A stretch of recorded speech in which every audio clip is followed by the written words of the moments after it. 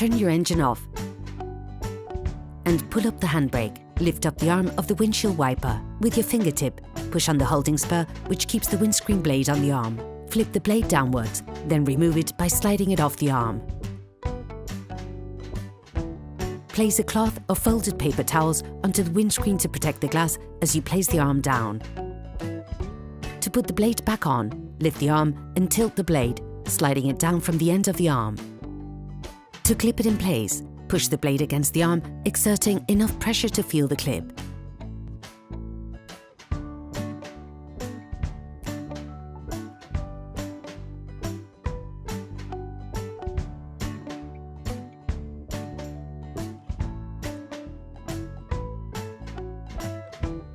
Lift up the arm of the windshield wiper.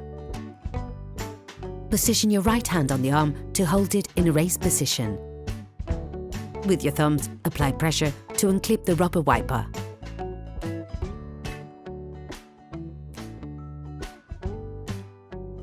Position the new wiper so that the small fixing bar is located in front of the holo used to house the wiper.